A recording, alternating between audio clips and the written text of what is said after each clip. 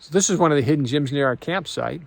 It's kind of a cool little hidden gem. You can read about it in some of the books that have been written about the Superstition Mountains. It's a great little find, great little gem to find when you're hiking in the Superstition Mountains. We're on the northern slope of the Superstition Mountains. You can see the road behind us. It's the only road on the northern slope of the Superstition Mountains. Just below me, a couple of 100 yards, is a parking lot for most vehicles. This road, the first quarter mile of this 3-mile section of road, is very rugged. It shouldn't be a problem for a short wheelbase vehicle like a Jeep or a side-by-side, but for a truck, it's a little bit more difficult. I just wanted to show you 3 of the 5 sections of the first quarter mile and how steep and bad they are, so you can get an idea of whether or not you want to drive into the trailhead 3 miles away, or if you want to hike in to the trailhead 3 miles away. You'll even notice my back driver's side tire that goes about 2 feet in the air as I'm coming down one of these rugged sections.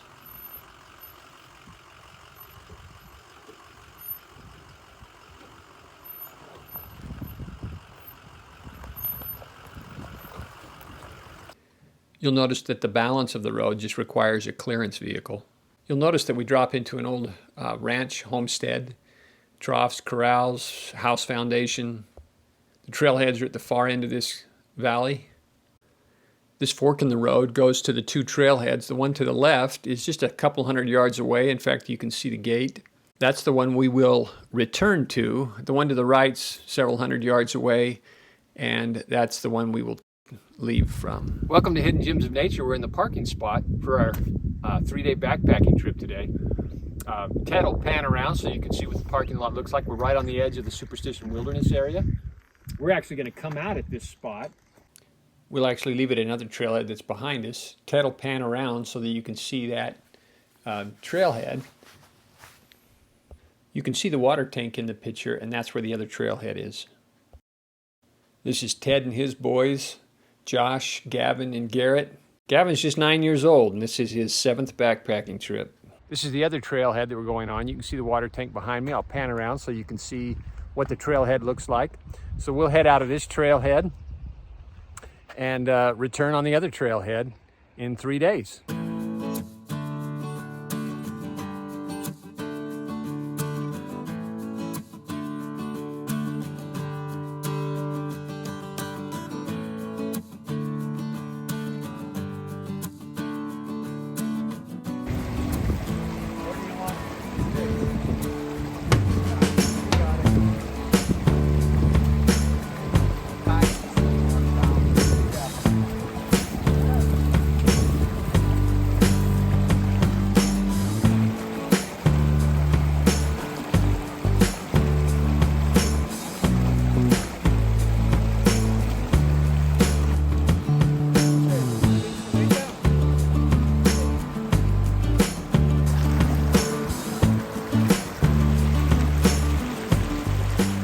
So these are 3 of Ted's 4 sons, Garrett, Josh, and Gavin.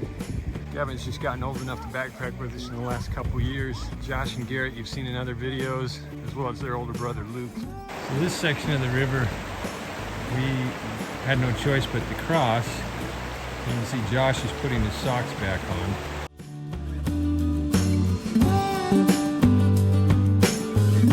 Karen right there, as we cross the creek again.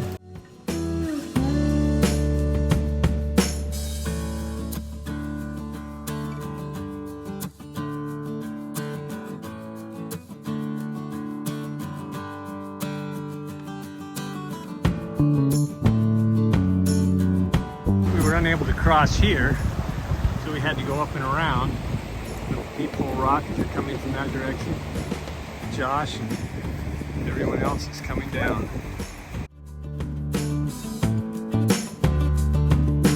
Once you get to this opening, even though the creeks break in a lot of different directions, the trailhead's pretty much up the middle of the canyon, but you'll want to keep an eye on things as you go through here. Maybe have a topo map so you make sure you stay on trail, although the trail's pretty clear.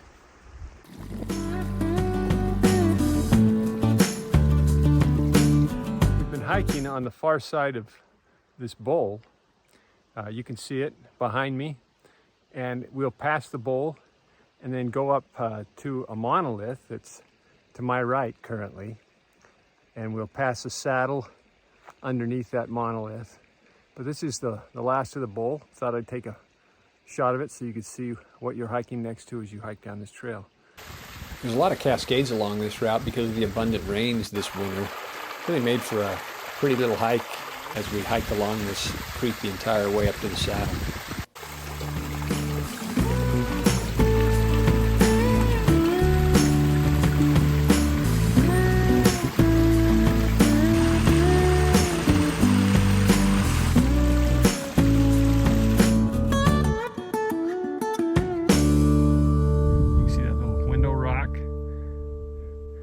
And that canyon between those two buttes is the canyon we hiked up across the basin and then up this canyon to this point. Again, because of the abundant rains, the wildflowers were open and blooming and beautiful.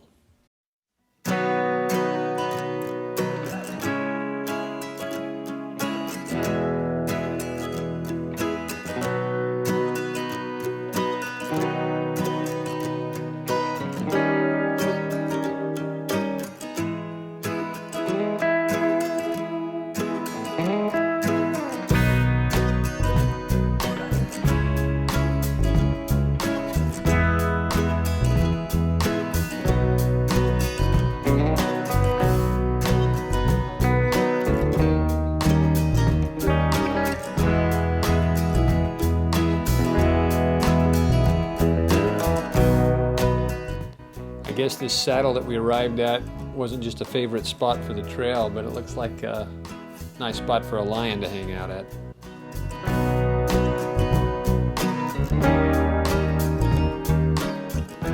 We've been hiking along this creek now for about a half mile, 3/4 of a mile. We'll be on it for another, quarter to half a mile, and then we'll head up the ridge to our west.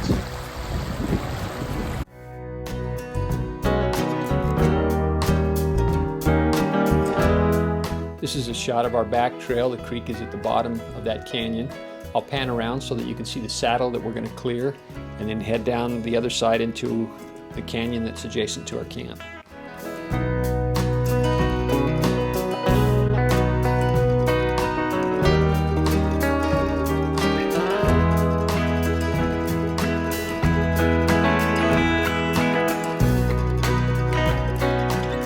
A rock wall that we passed as we were hiking down this draw.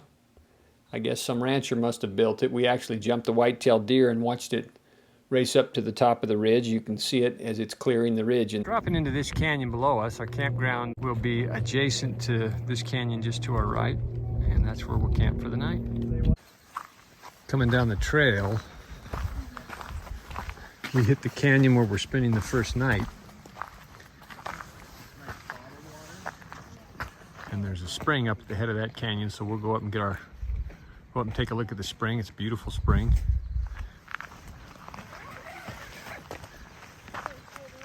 We'll camp back here. There's a creek right next to our camp that's flowing down from the spring, and Garrett found this musk turtle down in the pool near our camp. Garrett's always finding lizards and snakes and other reptiles. We're heading over to see some petroglyphs and the old gold mine map, which is only a few hundred yards from our camp.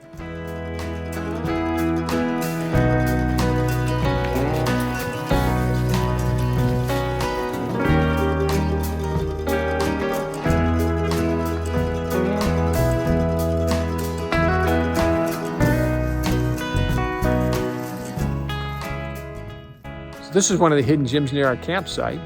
It's kind of a cool little hidden gem. You can read about it in some of the books that have been written about the Superstition Mountains. A great little gem to find when you're hiking in the Superstition Mountains.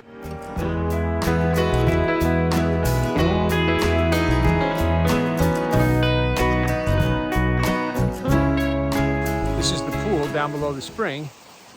Great place to water your horses, fill up for your camp trip. It's a beautiful little pool. Got some amphibian life in it, turtles, little fish, tadpoles, frogs, you name it, it's here. Along with a couple of zone-tailed hawks that nest up around here. So we're at the headwaters of the spring that we camp near. It's a beautiful spring. The whole canyon in here is lush and green and gorgeous. It's a great place to come up and look around, enjoy it. The sycamores haven't leafed out yet, but the cottonwoods have leafed out, so you can see some of the cottonwoods in the back that have started turning green. Enjoy this hidden gem of nature out here in the Superstition Mountains. We were greeted by this sunrise on the second morning. Great way to start the day. This is the second day of our 3-day backpacking trip. We're camped at the spring. We're going to head down to another spring, past 2 or 3 springs along the way, along with the Box Canyon. So we're excited about day 2 of our backpacking trip and all the hidden gems we'll see along the way.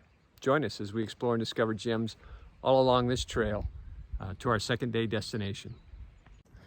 This morning we come to this Y in the trail and we'll stay straight. Last night we came down this trail and then connected onto this trail into our campground. Quite a pretty view. Not so pretty on a dry year, but this year we got a nice mountain stream flowing. This will be a real pretty hike this morning. We'll follow this creek actually the entire way and just camp off of the headwaters of this creek about 5 miles down.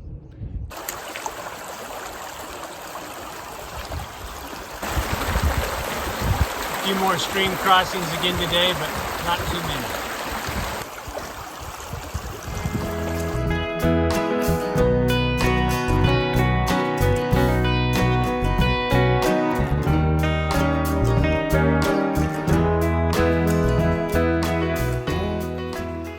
We're just coming near another spring. You can see how well canopied it is.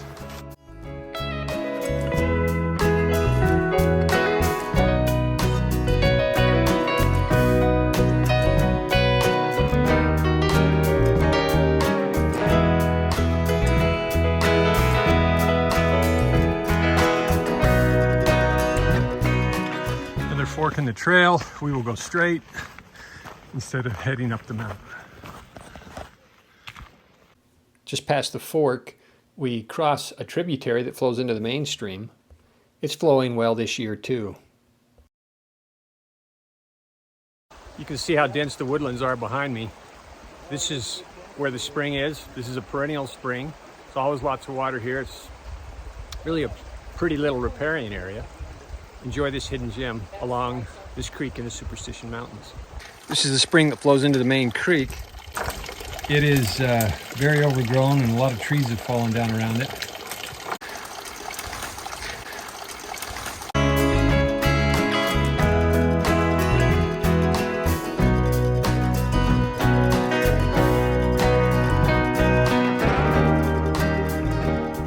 We're entering this narrow section of canyon. We'll head up to the end of this canyon and make camp for the evening. So just a short day today, 5 miles.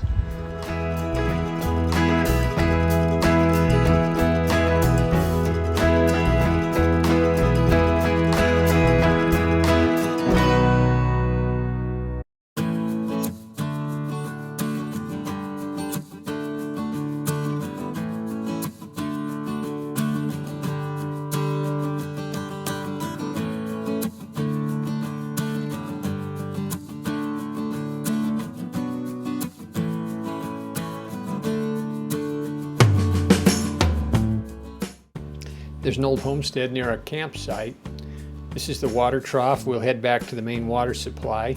I'm going to pan from the main part of the canyon. It'll give you a feel for how far the main water source is from the main part of the canyon.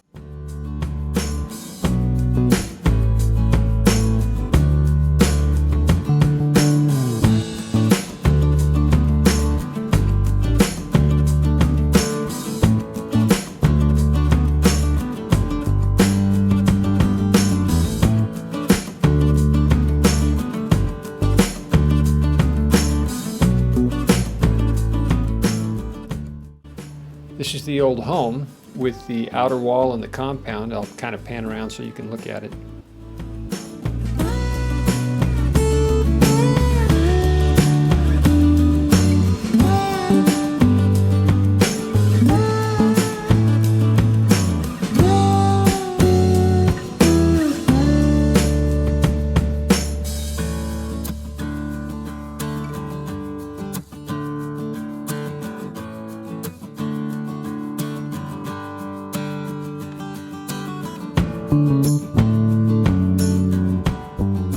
Welcome to Hidden Gems of Nature. This is our campsite for our second night. We've just broken camp, getting ready to hike out on our third day.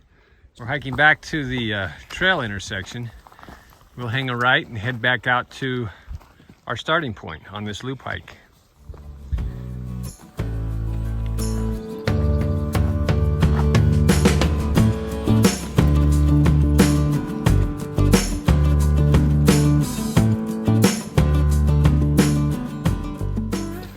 Trail's well marked with cairns, although the trail's worn enough that you probably don't need one.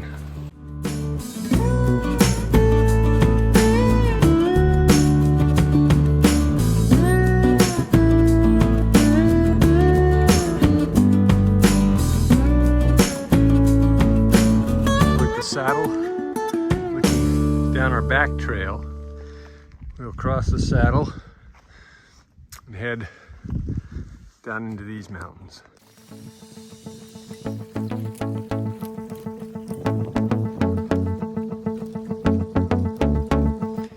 The reptile and amphibian finders are at it again. This time the whole family gets involved.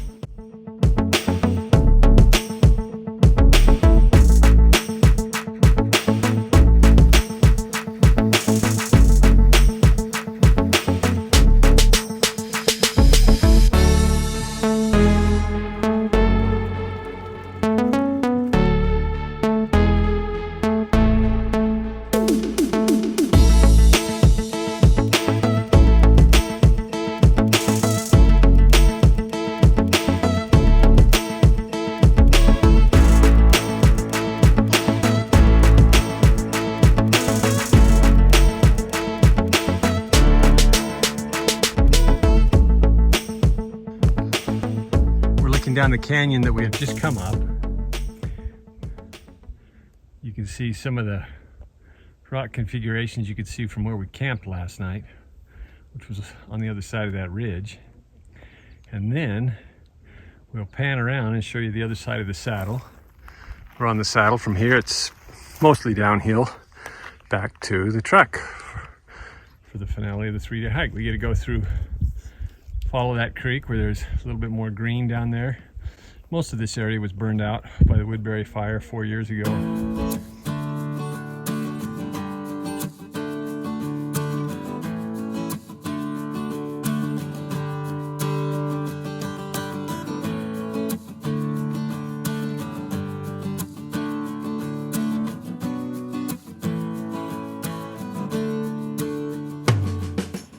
The sound of a stream next to you while you're hiking is always refreshing to me.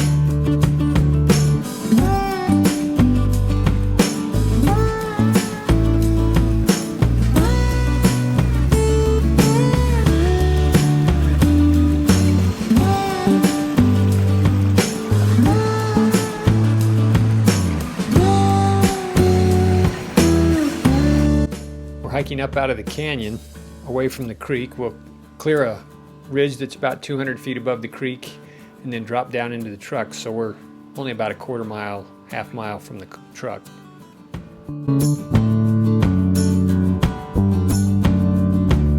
This is the final intersection that we hit, and of course we just go straight, we don't turn, we continue to head north.